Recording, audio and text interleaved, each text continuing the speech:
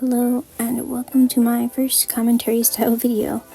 I normally don't do this kind of content, but I've been wanting to talk about this for a while, so I finally gained the courage to write my thoughts down and make a script. Before we start, there should be a couple things you take note of. I have ADHD and autism, so I'm likely to go off on tangents and stuff, but I'm gonna try to stay on topic as much as I can. Don't harass anyone in this video. I'm aware of the accusations against JuniDrawz right now, and I don't want anything to do with it at all. This video isn't a personal attack against Juni. I don't really like them as a person, but this has nothing to do with them. Anyway, this video is intended for mature audiences.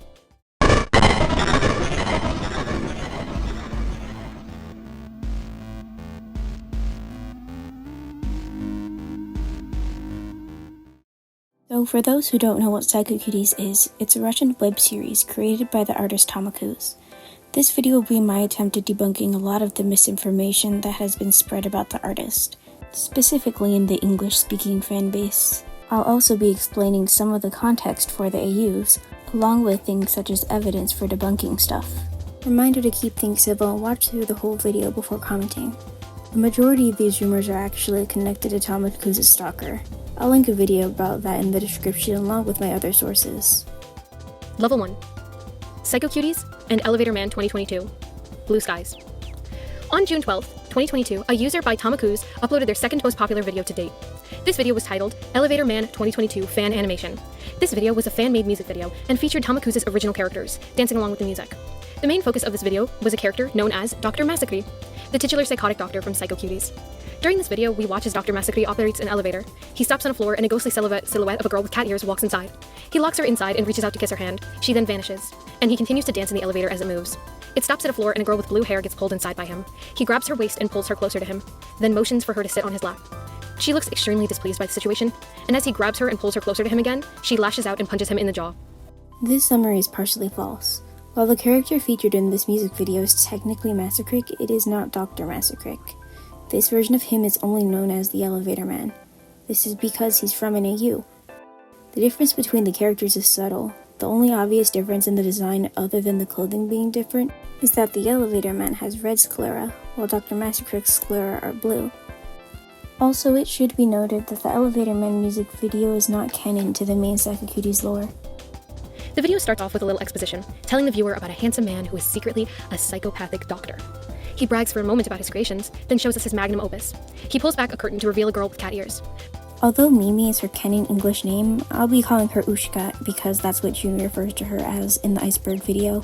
I'll also be skipping some parts of the video that I feel are unnecessary just to, kind of address the claims that are being made. The original Iceberg video will be linked in the description if you want to see the full thing. I'll be skipping over both level 2 and 3 due to the fact they're pretty irrelevant in my opinion. Level 2 features brief mentions of the fandom, OC voice claims, and the fact that JuniDrawz has a public YouTube channel, and JuniDrawz's sexuality. As for level 3, it's just mentioning that JuniDrawz does fan art occasionally, and a Psychocuties merch shop exists, and the fact that JuniDrawz has a sister. As you can see, they don't have much relevance to Psychocuties as a whole, so that's why I'm skipping them. Level 4. Other Psychocuties characters, microcomics, and the old Ushka. Murky Waters. I finally get to talk about the other Psychocuties characters! Besides Ushka and Dr. Massacre, we see two other characters displayed in some of the official art. However, let it be known that none of these characters are currently in any videos besides one, this being the OC Voice Claims video. Actually, Strawberry makes an appearance in the Among Us cinematic for a moment. The video itself isn't very long, but she is there. This first new character is called Strawberry, and she's seemingly the opposite of Ushka. She wears white cat ears instead of black like Ushka does, and she's madly in love with Dr. Massacre. It should be known Strawberry is not her canon name. Rather, it's a placeholder / direct translation of her Russian name, which is Klubnika. She's shown to be neurotic and very violent with Ushka, often being described as jealous. Also, it is hinted that this character, whose name Strawberry, is the manifestation of all of Ushka's violent tendencies, or at least of her will to fight back. We'll touch a bit more on this in a moment. I'm gonna be honest, I have no clue what this is referring to. Ushka and Strawberry are completely separate characters, and to my knowledge, they were never really implied to be connected in such a way. In some art, they're depicted as being opposites in a sense. but that's because of their different personalities. I don't think this alone is enough to say Strawberry isn't her own character with her own plotline. But there's also a green guy with cat ears who seems to have a crush on Strawberry, and he hates Dr. Massacre as well. However, for the life of me, I could not find his name anywhere. If you know, please let me know in the comments. This is the point in the video that inspired me to talk about this.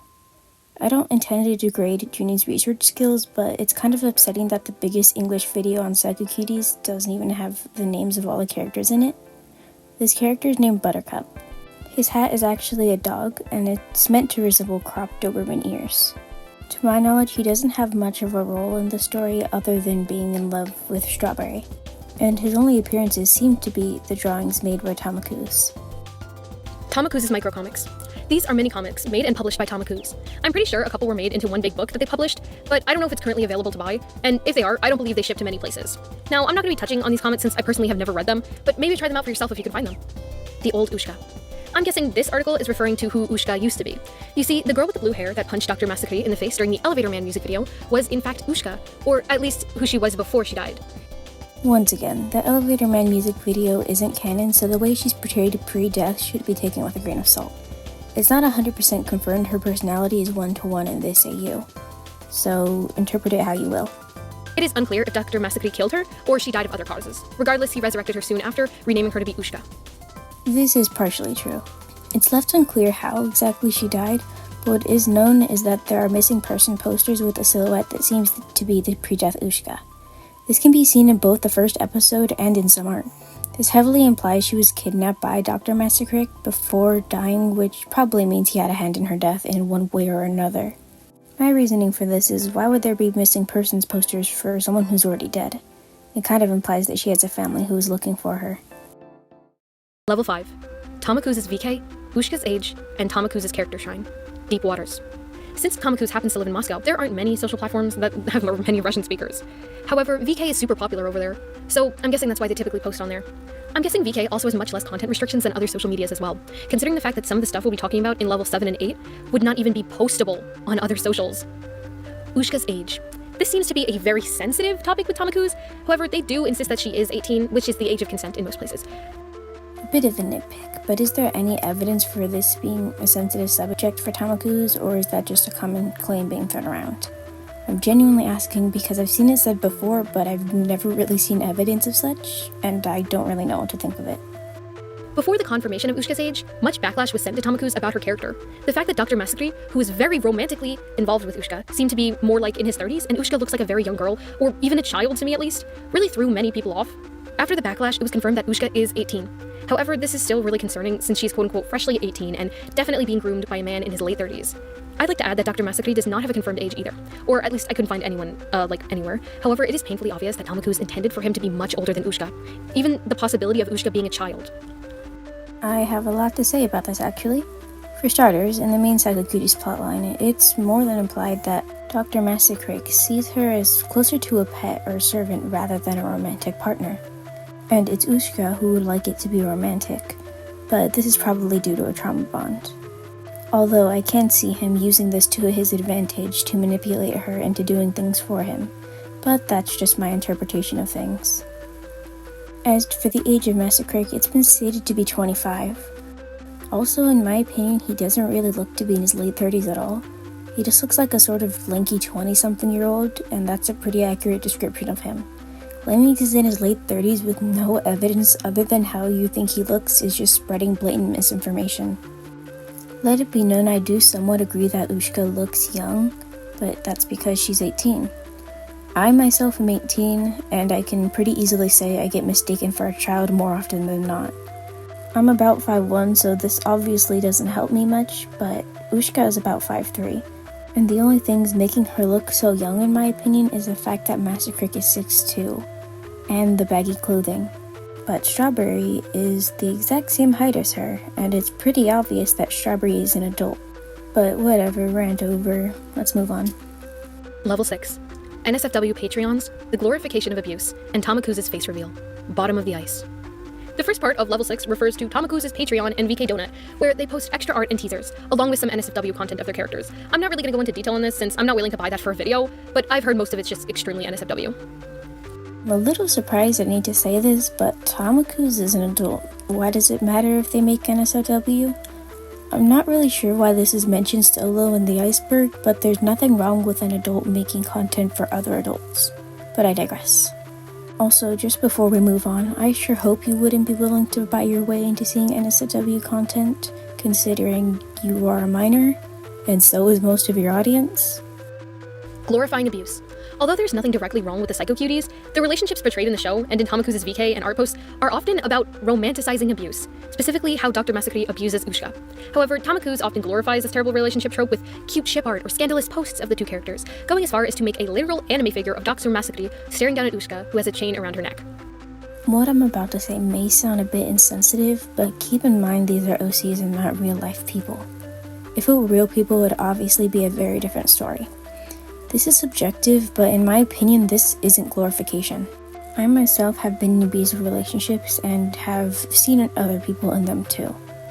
I'd say a glorification would be stating that these relationships are good and that more people should be in relationships like these. To my knowledge, Tamaku has never said anything like this, and I'm sure some fans do genuinely believe that they want a relationship like this, or that they want someone else to be in a relationship like this. But why should we listen to random fans on the internet who don't know what they're talking about? There are crappy people in every corner of the internet. Also, Tamaku's isn't a professional animation studio. Animation studios usually make all art posted somewhat canon. This isn't the case for a random artist on the internet. Their content isn't going to be 100% serious all the time. I have OCs who I sometimes exaggerate or water down the plot lines and relationship dynamics for the sake of a bit or a funny drawing. That doesn't mean I'm glorifying it. To go on a bit of a tangent, this is why I believe children shouldn't be watching this. If you need someone to hold your hand and explain to you that the obviously bad thing happening on screen is bad, then you really shouldn't be on the internet at all, and you especially shouldn't be speaking about adult content to your mostly child audience, especially while also being a minor yourself. Obviously not all minors have such little media literacy, but either way, this is a topic that you were clearly too young to handle. Level 7. Graphic posts. The Abyss. The first entry on Level 7 refers to the massive dumps of art drawn by Tamaku's containing or glorifying Nazis and relating them to their characters, referring to some characters as the cousin of Hitler and other characters as emo Nazi vampires. They typically draw Dr. Masakri as a Nazi in full uniform with an armband. However, to avoid the post getting removed, instead of using the you-know-what symbol, Tamaku's usually uses a white circle and a broken heart. Let it be known that Tamaku's has drawn Miku with the same armband. However, this is some of their more tame art containing this World War II imagery. Multiple other images, including ones directly using swastikas, Hitler's face, and even skin carving, have also surfaced under Tamaku's name and art style. From what I've seen, this was mainly a language barrier issue. These art pieces are a reference to the movie What We Do in the Shadows, which is a mockumentary/comedy horror movie from 2014. This movie is about various old vampire housemates who are learning about how to live in the modern day while adjusting to the complexities that come along with it. The character in this art is a reference to Dekon, who, according to the wiki page, is part of, quote, Hitler's Nazi vampire army. I'm reading this right from the wiki, I don't know why it says this. Anyway, all of this to say, the art was satire, like the obviously satire movie it's referencing. Master Crick is being mocked, he's an edgelord. It's sort of how like a 13-year-old boy sometimes say racist crap in an attempt to be edgy or rebellious. This is clear if you would see the translations, which I'm providing on screen now.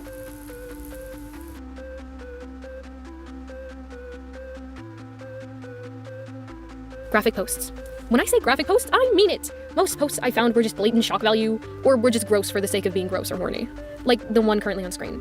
This doesn't seem like shock content to me, if I'm being honest. It seems like kink or fetish art, which once again is being shown to a child audience by another child.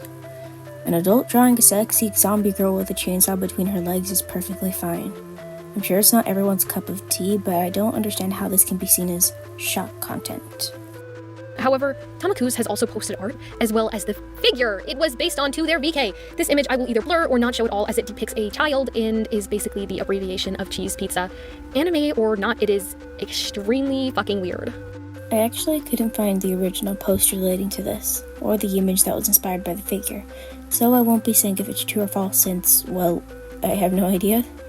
You're free to make your own judgments on whether you believe this, and if you have any information on it, you can reach out to me on Discord, or you can leave a comment. Also, just another slight nitpick. I personally hate the term cheese pizza. This isn't aimed at Junie specifically, just anyone using the term should probably take it out of their vocabulary and use the term sesame. It's less silly, and calling it cheese pizza just pisses me off in all honesty. It takes a very serious thing and makes it a stupid, silly word. The other thing I want to say is, loli or shota material should not be equated to real life cases. I personally think equating it is watering down how disgusting and unforgivable real cases are. Both are pretty gross. One of them is creepy and uncomfortable to think about or see, but it can be recovered from. And the other deserves an immediate death sentence, in my opinion. Level 8. Lolicon figures, Lolita art, nun art, the ocean floor. Tamaku's Lolicon figures. For those of you who don't already know what a lolicon is, it's a person, typically an adult, that has an attraction to younger girls or characters that look like younger girls in a very sexual way. And Tamaku seems to really like collecting figures like this. Here are just a couple from their figure collection, along with a custom-made Ushka figure in the background. Once again, I couldn't find these anywhere personally, so take it with a grain of salt. But since we're on the topic again, let's talk about lolly figures. It should be known that not every lolly figure is bought for sexual reasons. Let me make this very clear though. I am not referring to the ones owned by Tamaku's. I'm just saying in general for people who collect anime figures. Often younger girl characters are sexualized by their origin media, and in some cases, there's just nothing you can do about it. Some people just like to buy the figures because they're cute, and other ones want them because they think children are hot. But once again, this is not defending the ones owned by Tamaku's, as these are clearly sexual. Tamaku's nun art. Tamaku's has this AU, or alternate universe, of Dr. Masakuri and Ushka, where they are at a church. I'm pretty sure he's a priest and she's a nun, but I'm not really sure from the images. This AU is never animated, but it does have many images and art surrounding it. Most of these images are normal, but a good handful are depicting Ushka as a nun in a very sexual way, which is obviously disrespectful due to the connotation held by nuns and how they are women of God. Tamaku seems to be blatantly sexualizing this as well, but I feel this is very self-explanatory, and I think you could form your own opinions on that. I did indeed form my own opinion on this. Note that I myself am not religious, but I was raised in a household with some religious belief, so I'll say my own interpretation of this, and you can interpret it however you see fit, as I feel this one specifically is incredibly subjective. In my opinion, unless Tamaku's is depicting all or majority of nuns in a sexual light, I don't think this is disrespectful. The original Psychocuties is literally about an abusive man basically keeping a woman as a pet/servant. But a priest manipulating and or sexualizing a nun is too far? Again, I'm not religious, so maybe for some people this is too far. But again, that's why it's incredibly subjective. Okay, here's another content warning because this part gets pretty dark. This next section is going to be about the book Lolita, and this book is about a parental figure grooming a child, so if this is triggering or something for anyone, just feel free to skip with the timestamp on screen, and you can go to my closing thoughts and finish the video there. The Lolita art. You know how we said to remember those issues with Dr. Masakuri and Ushka's ages? Where this is where it comes into play. I had to search VK, Pinterest, and TikTok to find these images. When I saw it on Pinterest as like a little doodle, I went on VK to find the original and I found it. And I found something even worse. A whole fully rendered drawing of Ushka and Dr. Masakuri dressed up as Dolores and Humbert from Vladimir Nabokov's book Lolita, which is the story of a 37-year-old man who falls madly in love with a 12-year-old girl. This book is graphic and I do not recommend reading it, but it is so fucking weird that Tamaku's would draw this with Ushka, who at the time did not have a confirmed age, and Dr. Masakuri, who is likely in his 30s. Tamaku's even draws Ushka as Lolita in a very sexual way, giving her garter belts, despite Lolita being fucking 12 in the book. Honestly, the outrage surrounding this is somewhat fair in my opinion, considering Tamaku's didn't do a great job at explaining this AU, but a lot is left out of context due to the language barrier, as these original posts were ran through Google Translate from Russian to English, which is pretty well known for not having the best translations. Anyway, I'll do my best to provide context for all of this after I play the rest of the clip.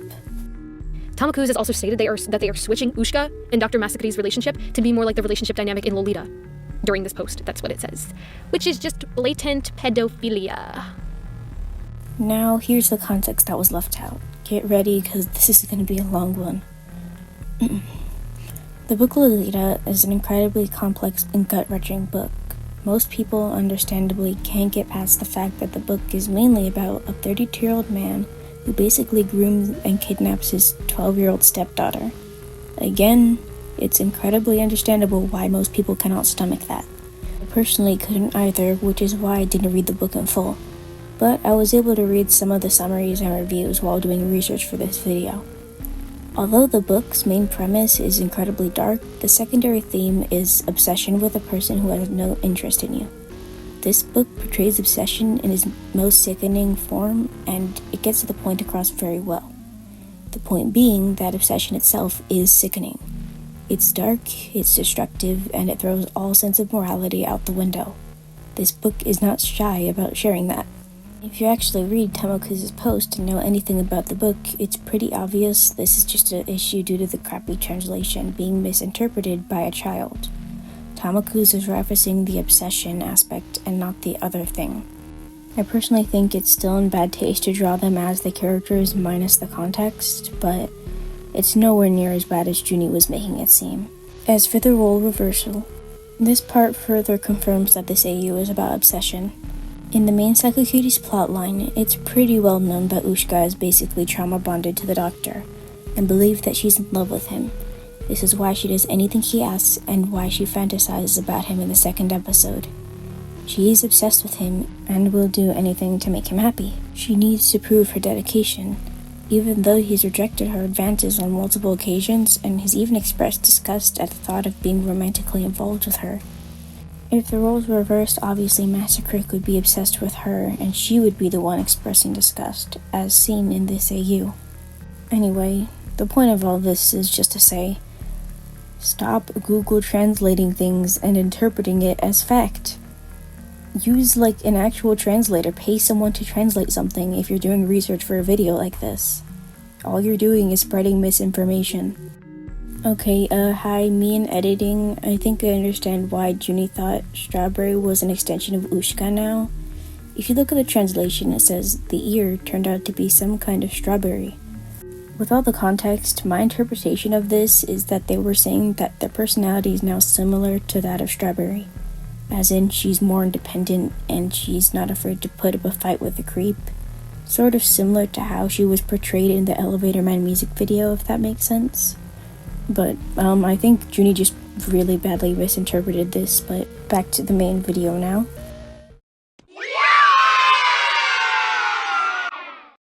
Congratulations, you made it through the whole video. I really hope all this clears up the rumors that have been going around.